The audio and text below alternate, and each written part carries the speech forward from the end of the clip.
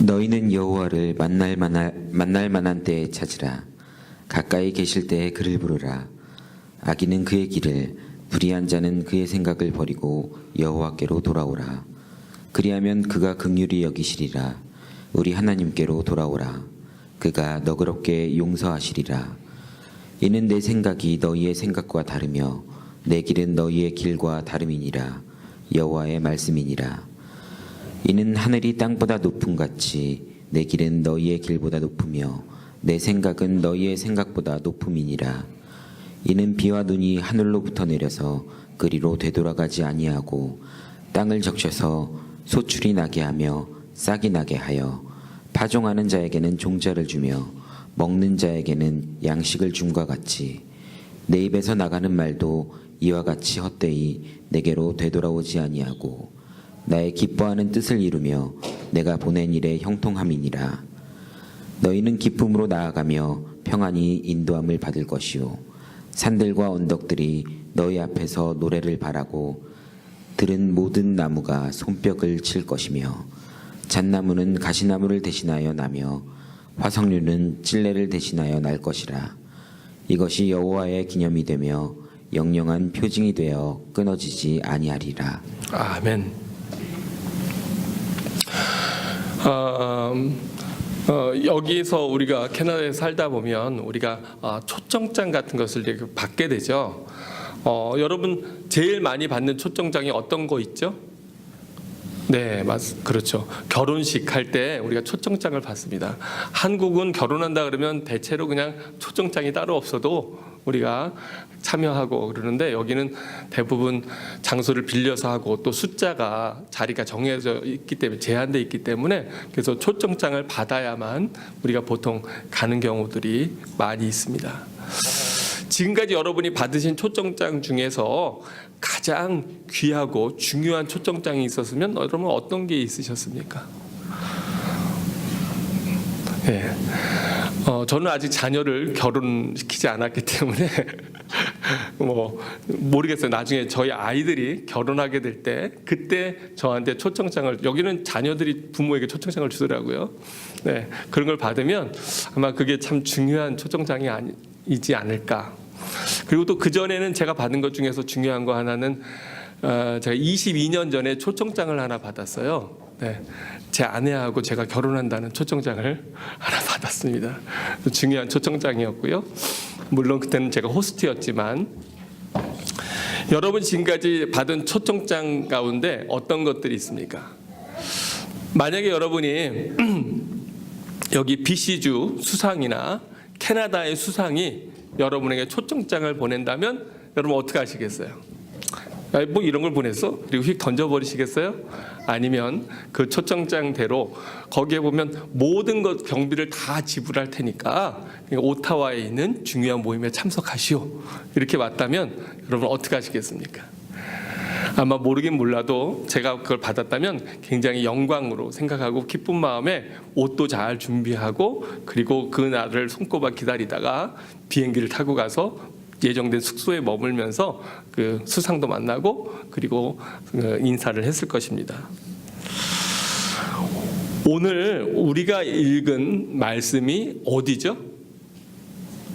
네, 그새 벌써 이렇게 그 망각의 은혜를 받은 분들은 그새 생각이 안 날 수도 있어요. 그런데 어디를 읽었냐면 이사야서 55장 6절에서부터 13절까지를 읽었습니다. 근데 오늘 제가 예배를 시작하면서 임리의 성구로 읽은 성구가 있는데 그게 어디냐면 바로 여기입니다. 네,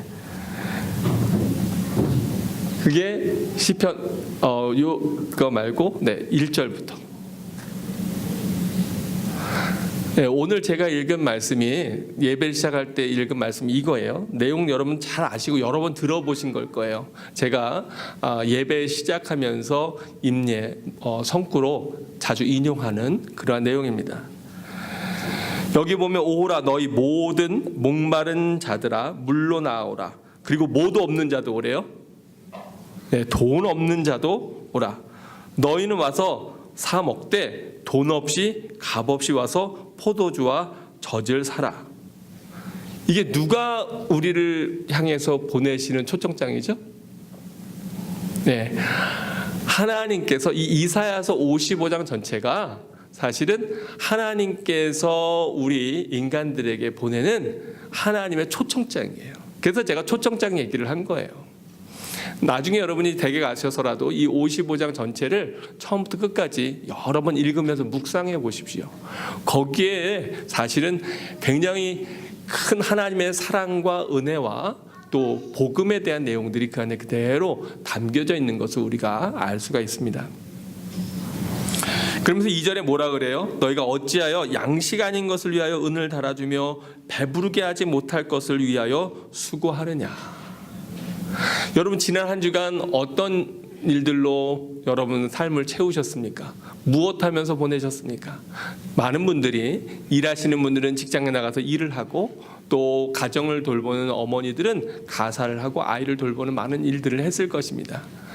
그런데 그 대부분의 많은 내용들이 사실은 보면 여기 있는 것들, 우리가 사용하는 많은 시간들이 양식을 얻지 못하는 것이고 또 우리를 배부르게 하지 못할 것에 우리가 물질들을 사용하고 또 우리의 에너지를 쏟을 때가 참 많이 있습니다. 그러면서 성경은 뭐라고 얘기하냐면 그런 것들에게 너희의 에너지와 너희의 시간을 허비하기보다도 내게 듣고 들을지어다. 그리하면 너희가 좋은 것을 먹을 것이며 너희 자신들이 기름진 것으로 즐거움을 얻으리라. 그렇게 하나님이 약속하십니다. 너희는 귀를 기울이고 내게로 나와 들으라. 그리하면 너희의 무엇이 살리라 말씀합니까? 영혼이 살리라. 이게 굉장히 중요해요. 물질이 많으면 삶이 편안할 수는 있어요. 그런데 물질이 많다고 해서 마음의 평화도 함께 누리나요? 네. 우리 교인들이 대부분 고개를 이렇게 흔드시는 걸 보니까 여러분들이 물질이 많은, 하나님께서 큰 물질을 주셔서 큰 복을 누리신 적이 있나 봐요.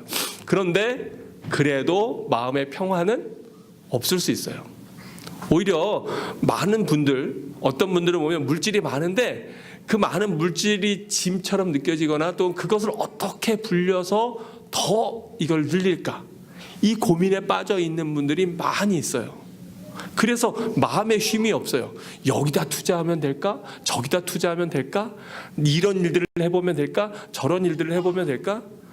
사실 가진 물질이 별로 없으면 그런 고민을 안 해도 될 텐데 때로는 통장에 얼마간 쌓여있는 돈이 그냥 그대로 묵혀있는 것처럼 느껴져서 그걸 뭔가를 해야 지혜롭고 뭔가를 해서 그걸 불려야 더 삶의 안정성을 누릴 것 같은 마음에 계속해서 막 주식도 샀고 뭐 펀드라든가 기타 등등 여러 가지를 막 찾아보기도 하고 그런 것들을 볼 수가 있습니다. 우리가 그런 것이 아니라 바로 우리의 참된 평안이 어디서 오냐면 영혼이 살찔 때, 우리의 영혼이 풍성해질 때, 하나님의 말씀으로 풍성해질 때 거기에서 참 생명 기쁨이 있다고 하는 거예요. 그러면서 내가 너희를 위하여 영원한 언약을 맺으리니 곧 다윗에게 허락한 확실한 은혜니라. 내게 와서 들어라. 그러면 너희의 영혼이 살 것이고, 그리고 바로 그것이 바로 내가 다윗에게 약속한 확실한 내가 주는 은혜다라고 하는 하나님의 말씀이에요. 여러분이 앞에 1절에서부터 그 5절까지의 말씀은 많이 들어보신 그러한 내용일 겁니다. 오늘 제가 포커스 맞추고 싶은 건 뭐냐면 이렇게 하나님이 초청장을 우리에게 보내셨는데 그 초청장에 우리가 무엇으로 어떻게 응답할지에 대한 것을 나누기 위한 것입니다. 근데 너무 어렵게 생각하지 마세요. 왜냐하면 그 하나님이 초청장을 보내시면서 거기에 매뉴얼도 같이 보내셨어요. 예를 들면 우리에게 초청장을 보내면서 무조건 몇 날 몇 시까지 어디로 와라 이렇게 뚝 보내신 게 아니고요. 그걸 보내면서 옷은 어떻게 입고 복장은 어떤 걸 준비하고 또 어떤 물품들을 싸서 어떻게 오면 되는지 하나님께서 친절하게 안내해 놓으신 것, 그게 바로 여러분 오늘 보시는 이사야서 55장 말씀이라 우리가 그렇게 볼 수가 있습니다. 그러면서 뭐라고 말씀하냐면 바로 이사야 선지자가 설명을 이렇게 합니다. 너희는 여호와를 만날 만한 때에 찾으라. 또 가까이 계실 때에 그를 부르라. 우리가 두 가지의 오해를 할 때가 있어요. 하나는 뭐냐면 하나님 그렇게 생각할 때 하나님이 여러분 바로 옆에 여러분 가까이 계신 것 같아요? 아니면 저기 멀리 좀 어딘가 계신 것 같아요? 어떻게 느끼세요? 어떤 분들은 하나님 그러면 하나님은 굉장히 나하고 먼 분이야. 하나님은 가끔 그냥 내가 교회에 오면 거기 잠깐 계시는 분이고 그냥 주일날 와서 예배 드릴 때나 잠깐 어휴 하나님 안녕하셨어요. 네 하나님 잘 지내시죠? 네 그러다가 하나님 말씀 좀 보고 하나님 전 그러면 집에 갔다 오겠습니다. 안녕히 계세요. 그리고 주일날 1시간 예배 드리는 것으로 하나님 만난다고 생각하고 그리고 한 주간 내내 하나님을 마음에 두지 못하고 그리고 잊어버리고 살아가는 그러한 삶의 모습들이 있습니다. 근데 그건 오해입니다. 왜냐하면 하나님은 뭐라고 예수님께서 우리가 뭐라고 약속하셨어요? 세상 끝날까지 내가 너희와 함께 하리라.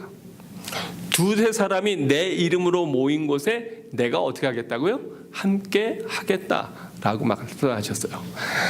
우리 예수 그리스도의 또 다른 이름이 임마누엘인데 그 임마누엘의 뜻이 뭡니까?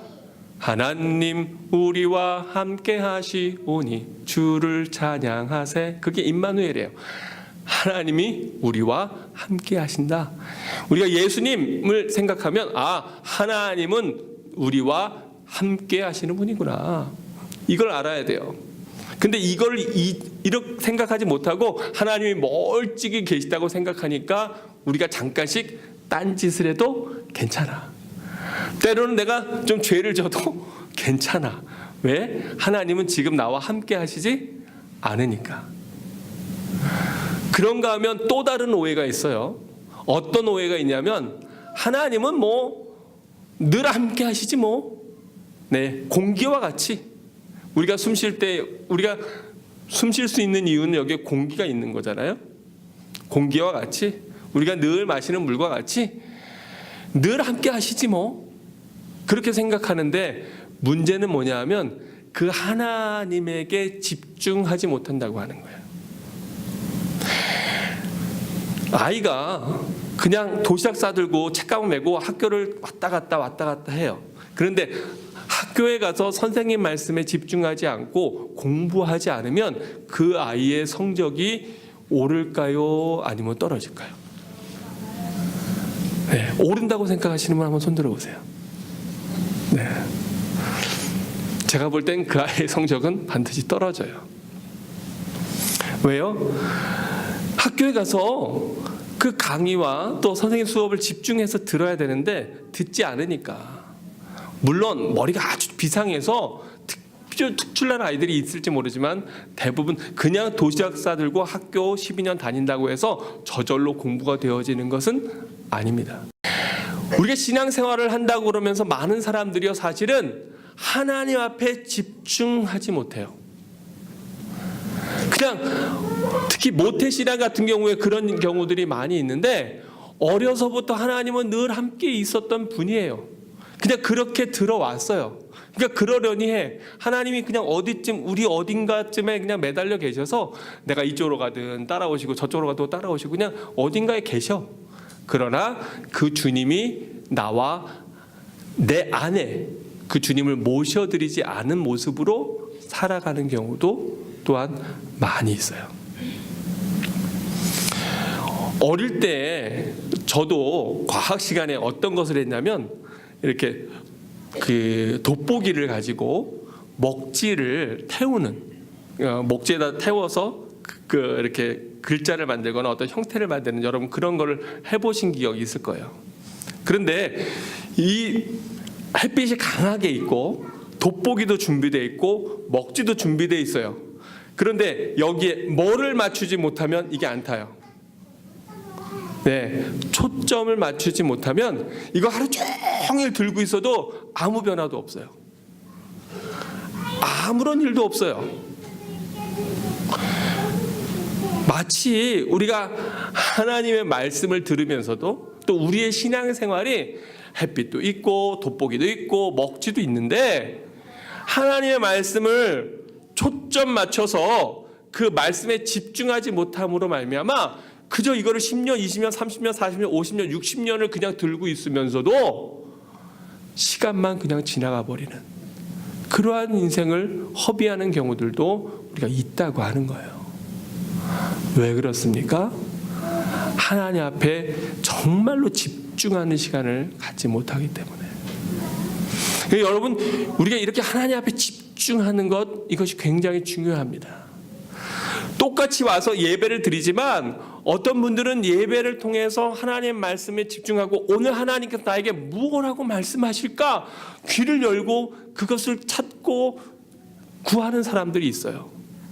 그런데 어떤 사람들은 그냥 와서 맹탕으로 앉아있다가 그냥 가는 사람들이 있습니다. 근데 예수님이 바로 이것에 대해서 바로 보화의 비유로 우리에게 말씀하시잖아요. 농부가 밭을 갈다가 보화를 발견했어요. 그랬더니 어떡합니까? 얼른 그것을 다시 묻어두고 가서 자기의 소유를 다 팔아서 그 밭을 샀다. 또 진주를 발견한 상인과 같이 비유하고 계시지 않습니까? 거기에서 이야기하고 있는 것들이 다 무엇입니까? 엄청난 보화가 있고 너무나 소중하고 귀한 진주가 있지만 그러나 그것을 찾고자 하는 자들에게 발견되어지는 것이지 그냥 아무 생각 없이 흘러가는 사람들에게 그 보화와 진주가 발견되는 건 절대로 아니라고 하는 말씀이에요. 그리고 그것을 발견했으면 어떻게 해요? 내가 이거 할부로 사겠다 이런 게 아니고요. 소유를 다 팔아서 그래서 그걸 지금 당장 사야 되는 거예요. 하나님께서 우리 삶 가운데 가까이 다가오시는 때들이 있습니다. 여러분 그때를 놓치면 너무 후회 막심한 그러한 때가 되는 거예요. 오늘 말씀에 보니까 여호와를 만날 만한 때에 찾으라. 그 얘기는 여호와를 만날 만한 때가 우리 삶 가운데 주어진다, 주어지지 않는다. 주어진다는 거예요. 또 가까이 계실 때에 그를 부르라. 하나님이 특별히 우리 삶 가운데 가까이 다가오시는 순간들이 있다는 거예요. 여러분 그 기회를 놓치시면 안 돼요. 그 기회를 놓치면 여러분이 그 기회가 언제 다시 올지 알지 못합니다. 어쩌면 모세가 젊을 때 혈기왕성할 때도 정말로 하나님이 자기가 가까이 있는 것을 나이 40에 알았더라면 사람을 쳐 죽이는 것보다는 오히려 하나님 앞에 무릎 꿇고 그때 이스라엘 백성들이 애굽에서 탈출하는 것이 40년 빨랐을지 몰라요. 근데 그때는 모세가 하나님이 가까이 계신 것을 알지 못했어요. 자기 나라와 자기 민족을 향한 뜨거운 마음은 있었지만 열정과 열심은 있었지만 자기 동포들을 위하는 마음은 있었지만 그러나 하나님의 계획과 하나님의 뜻과 하나님의 방법이 어디에 있는지 몰랐기 때문에 하나님께서 그것을 훈련시키기 위해서 40년 동안 미디안 광야에서 저를 낮추시고 겸손하게 하시고 훈련시켜서 이제는 어깨에 힘이 완전히 빠졌을 바로 그때 나이 80에 하나님께서 모세를 부르시는 걸 우리가 알 수 있지 않습니까? 하나님이 여러분 삶에 가까이 계실 때가 있다고 하는 거예요. 여러분 예수님이 이 땅에서의 공생의 사역을 보십시오. 예수님께서 여리고성에 들어가셨을 때에 그 여리고성에 있던 소경 바디메오는 예수님이 지나가신다고 하는 소식을 듣습니다. 그리고 언제나 지나가실까 그것을 집중하고 있다가 눈은 보이지 않지만 귀로 집중하다가 사람들이 와글와글하고 시끄러운 것을 알고 그리고 소리를 질러서 예수님께 자기를 구원해달라고 예수님을 부르짖습니다. 다윗의 자손 예수여 나를 불쌍히 여기소서. 다윗의 자손 예수여 나를 불쌍히 여기소서. 예수님이 지나가시지만 소경 바디메오가 그때 부르짖지 않았다면 그는 자기 문제를 해결받지 못하고 그냥 평생 장님으로 살았을 수 있어요. 근데 그때 그가 열심을 가지고 예수님을 향해서 부르짖었기 때문에 예수님이 그에게 가까이 다가오셨을 때에 그 예수님을 부르짖었기 때문에 저가 눈을 뜨는 놀라운 은혜를 누리지 않습니까? 그 여리고성에 소경이 바디메오만 있었을까요? 다른 사람들도 있었을 거예요. 그런데 바로 그 예수님 가까이 다가오시는 그 순간, 그때를 놓치지 않고 주님을 부르짖고 주님을 찾고 주님을 꽉 잡은 바로 그 사람이 구원을 얻는 것을 우리가 알 수 있습니다. 12년 동안 혈루증을 앓았던 여인은 어떻습니까? 예수님이 바로 지나가실 때 그때 사람들 틈 사이를 비집고 들어가서 그래서 예수님 옷자락을 만짐으로 구원을 얻고요. 예수님이 그 동네에 들어오셨을 때 자기 친구는 누워서 도저히 예수님 앞에 나아갈 수 없으니까 그 친구들 넷이 저를 침상에 떠매고 사람들이 너무 많아서 다가갈 수 없음에도 불구하고 그 집의 옥상으로 올라가서 옥상의 지붕을 뜯고 그리고 자기 친구를 내림으로 말미암아서 구원 얻는 역사들이 일어나지 않습니까? 우리 삶 가운데 우리 하나님이 가까이 계실 때가 있어요. 근데 여러분 그 가까이 계실 때는 대부분 즐거움과 기쁨의 순간이 아닙니다. 아픔과 고통과 고민과 고난의 순간들이에요. 근데 사실은 그때가 하나님이 나와 가장 가까이 계신 때예요. 넉넉하고 부하고 잘 나갈 때가 아니고요. 자꾸 길이 막히고 그리고 무엇인가가 틀어지고 내 눈에 눈물이 흐르는 바로 그 순간, 바로 그때가 하나님이 가장 가까이 계실 때예요. 바로 그때 우리 주님을 붙잡아야 된다는 거예요. 그때 우리 주님을 붙잡지 못하면 또 10년, 20년 얼마나의 세월을 허송세월하고 그저 멀찍이서 주님을 따라가는 베드로의 모습과 같이 그런 모습이 될지 우리는 알지 못해요. 저는 그때가 언제인지 알지 못하지만 여러분이 영적으로 깨어 있으면 지금이 바로 하나님인 우리 가정에 내 삶에 가장 가까이 계신 때구나 라고 여러분 깨닫게 될 겁니다. 또 우리가 조금 더 짧게 얘기하자면 여러분 한 주간 가운데 여러분의 삶 가운데 하나님이 가장 가까이 계신 때가 어느 시간인 것 같아요? 한번 생각해 보세요.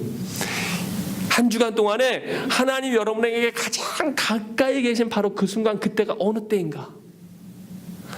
저는 매주일 오전 10시라고 생각합니다. 하나님 앞에 예배하기 위하여 여러분이 주님 앞에 모인 이 시간, 여러분의 발로 여러분의 물질을 써가면서 하나님 앞에 나온 이 시간, 여러분 이때를 놓치면 안 돼요.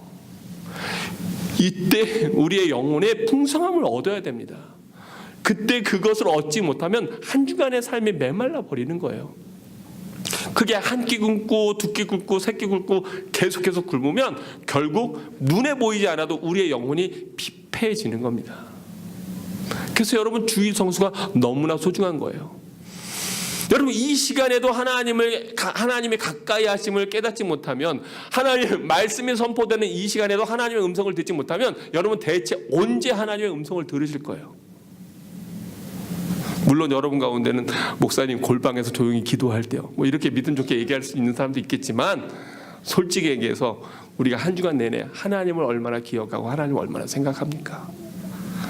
우리의 삶에 매몰되어서 하나님 잊어버리고 지나갈 때가 얼마나 많이 있습니까? 두 번째 단계로, 그렇게 하나님의 부르심, 하나님의 음성을 들었을 때 우리의 삶에 중요한 변화가 필요한데, 이사야서 55장 7절은 이렇게 얘기합니다. 우리가 한번 7절 말씀을 함께 읽기를 원합니다. 함께 읽어보겠습니다. 시작. 악인은 그의 길을, 불의한 자는 그의 생각을 버리고 여호와께로 돌아오라. 다시 한번요. 여러분 크게 소리를 내서 한번 읽어봐 주시기 바랍니다. 시작.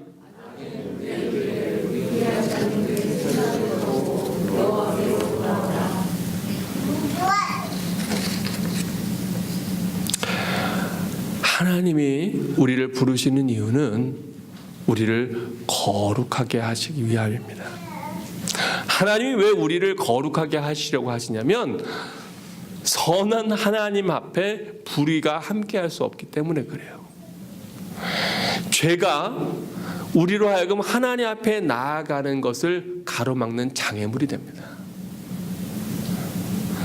그래서 어떤 사람들은 목사님 나는 하나님 앞에 나아가고 싶다고요. 근데 하나님 별로 가까이 안 느껴져요.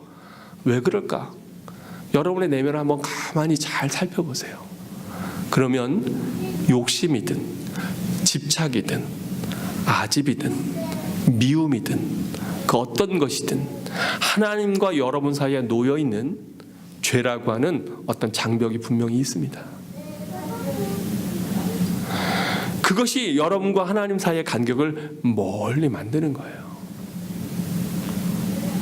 어떤 사람들은 신앙생활과 교회 생활을 착각해요. 그래서 그냥 교회를 다니다 보면 나도 좀 언젠가는 좀 착해지고 선해지겠지. 언젠가는 좀 나아지겠지. 이런 생각 가지고 자기의 삶의 변화를 간구하지 않는 사람들이 있습니다. 근데 여러분, 소용없어요. 소용없습니다. 정말로 하나님 앞에 철저하게 자기의 죄가 얼마나 흉악한 것인지, 하나님 앞에 나아가야 되는데 이것이 얼마나 나로 하여금 장애물로 내 앞에 놓여 있는지, 이것 때문에 내 인생이 얼마나 멸망의 구렁텅이로 빠지고 있는지를 분명히 바라보지 못하면, 그러면 그 사람 소망이 없습니다. 우리가 하나님의 말씀을 듣는 이유는 그저 하나님께서 주시는 평안과 기쁨과 즐거움 속에서 즐겁게 잘 놀라고 그래서 하나님의 말씀을 주시는 것이 아니고요. 우리를 부르시는 이유는 선한 하나님의 그 강한 광명의 빛이 우리에게 비춰져서 우리 안에 있는 더러움과 추잡함과 온갖 불의들을 바라보고 분명히 목도하게 하기 위해서 하나님이 우리에게 말씀을 주시는 거예요. 그렇기 때문에 요한복음 3장에는 뭐라고 얘기합니까? 왜 사람들이 하나님 앞에 나아가는 걸 싫어합니까? 왜냐하면 바로 자기의 죄가 죄성이 보이기 때문에. 그 하나님의 밝은 빛 아래 내 안에 있는 온갖 더러운 것들이 다 드러나는 것이 너무나 끔찍하기 때문에 싫기 때문에 그걸 대면하는 것이 싫어서 하나님 앞에 나오지 않는다고. 빛으로 나오는 것이 아니라 어둠 속에 있기를 더 좋아한다고 그렇게 요한복음 3장에서 예수님 말씀하고 계시지 않습니까? 하나님 앞에 돌이켜야 됩니다. 우리가 지난주에 탕자의 형에 대해서 이야기했는데요. 겉보기에는 그럴듯해 보였지만 그러나 그 속에는 동생에 대한 미움이 있었습니다. 그 미움이 있을 때 아버지의 마음도 깨닫지 못하고 정말 하나님 앞에 가까이 나아갈 수가 없는 거예요. 집에는 있지만 그러나 진정한 가족이라고 진정한 식구라고 얘기할 수 없는 겁니다. 동생에 대한 그 미움이 있기 때문에. 우리들도 그러한 경우들이 얼마나 많이 있습니까? 신앙은 결단이고 돌아서는 겁니다. 여러분이 죄악길로 가던 그 길에서 돌아서야 돼요. 가지치기를 해야 돼요.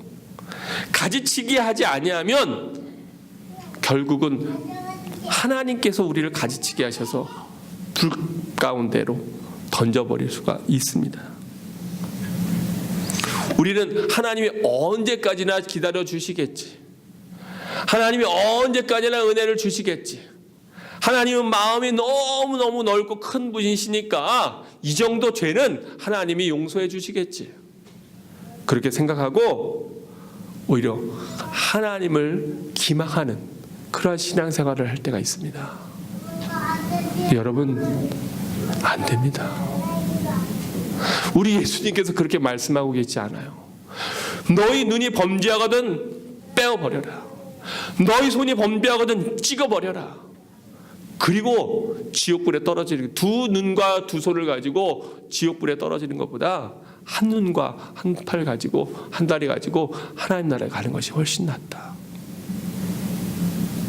언제까지 우리가 그렇게 죄 가운데 빠져 있겠습니까? 왜 하나님의 은혜를 누리지 못합니까? 여전히 하나님과 내 사이에 너무나 많은 심각한 죄들이 내 앞에 놓여 있기 때문입니다. 근데 여러분, 진짜 복음은 바로 그 다음에 있습니다. 하나님의 말씀은 우리가 얼마나 철저하게 죄인인지를 우리에게 분명히 알게 합니다. 그런데 그것을 알게 하고 두 가지 길이 있어요. 하나는 뭐냐면 내가 심각한 죄인임을 알고 자포자기하거나 절망하거나 포기하는 겁니다. 그래, 목사님 말씀이 맞아. 내가 그렇지 내 안에 온갖 더러운 것들, 온갖 것들, 지저분한 것들, 죄악들이 가득한데 그냥 외식으로만 신앙생활을 하는 것이지 그리고 다 그냥 던져버리는 거예요. 포기해버리는 거예요. 하나님 그거 원하실까요? 아이가 학교에서 빵점 받아왔다고, 엄마 나는 원래 머리가 돌이야, 그냥 난 이렇게 살게, 그러니까 그냥 내 인생 그냥 난 그렇게 살 테니까 내버려 두세요, 그렇게 얘기하면 그래 잘 생각했다 얘야, 이럴 부모가 있을까요?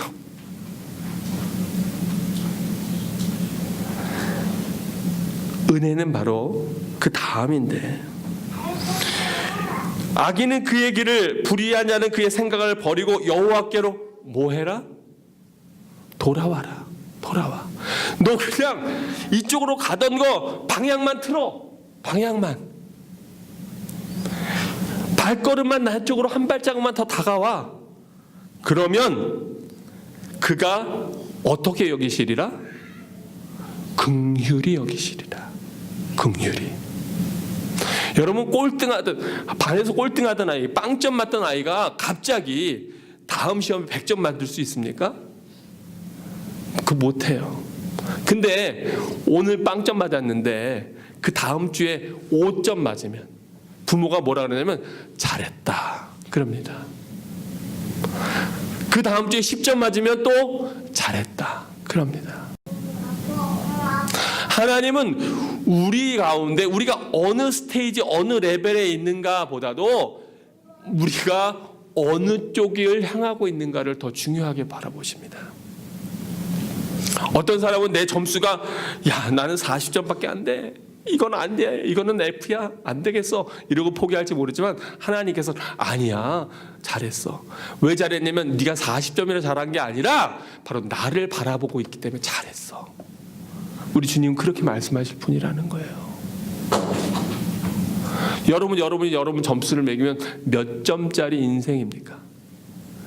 네, 제가 개인적으로 묻지는 않겠습니다. 그런데 그 아이는 나는 지금 이번 시험에 30점밖에 못 받았다고, 망했다고, 나 같은 건 죽어버려야 된다고 이렇게 생각할지 모르는 그 아이를 향해서 부모는 아니야, 넌 잘할 수 있어. 너는 하나님께서 함께 하시면 더 잘할 수 있어. 너의 본래의 모습을 회복하면 너는 더 잘할 수 있어.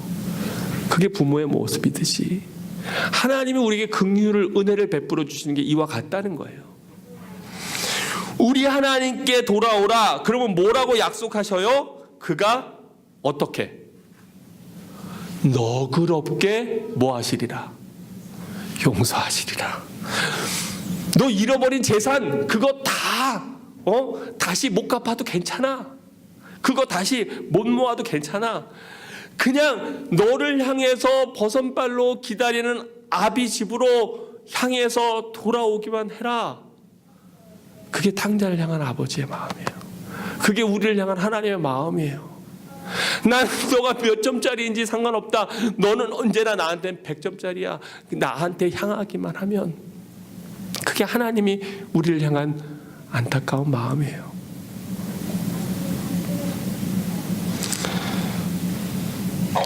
어떻게 그럴 수 있습니까? 그래도 우리가 뭔가를 해야 되지 않습니까? 이것이 사람들의 종교적인 생각입니다. 그런데 8절 말씀에 보니까 뭐라고 말씀하고 있어요? 8절 말씀에 보면 이렇게 성경이 이야기합니다. 이는 내 생각이 너희의 생각과 다르며 내 길은 너희의 길과 다름이니라. 여호와의 말씀이니라. 아멘. 어떤 사람은 성경을 보면서 어떤 것은 그렇지, 어떤 건 이건 아닌 것 같아. 또 이 장은 뭐 그럴 수 있겠네. 이건 아니야. 다 누구 생각? 자기 생각, 자기 기준. 근데 성경은 뭐라고 얘기하냐면 내 생각이 너희 생각과 다르며 내 길은 너희의 길과 다릅니다. 너희가 생각하는 것과 내가 생각하는 것이 차원이 다르다. 십자가의 구원? 그런 게 어딨어? 그건 인간적인 우리의 생각이지만 하나님께서는 그 길이 가장 완벽한 길이기 때문에 그 길을 통해서 우리를 구원하신다는 거예요. 성경의 여러 가지 말씀들, 어떻게 그럴 수 있어? 그러나 하나님은 바로 그 길이, 전도의 미련한 복음의 십자가의 도가 사람을 구원한다는 거예요. 내가 복음을 전하고 증거하는 이것, 이 사람이 안 들릴 것 같은데, 이 사람에게 안 들어갈 것 같은데, 그런데 우리의 사명은 전하는 것까지라는 거예요. 그 다음은 하나님이 하신다는 거예요. 저는 그런 경험을 많이 했어요. 이 사람이 믿을까? 그런데요, 씨를 뿌려놓으면요, 언젠가 그것이 뿌리 내려서 자라는 데가 있더라고요. 그 증거가 누구냐면 접니다. 저도 옛날에 그랬어요. 안 믿겨지더라고요. 그런 때가 있었습니다. 정말로요. 우리 모두가 다 마찬가지예요. 그러면서 뭐라고 말씀하십니까? 이제는 하늘이 땅보다 높음 같이 내 길은 너희의 길보다 높으며 내 생각은 너희의 생각보다 높음이니라.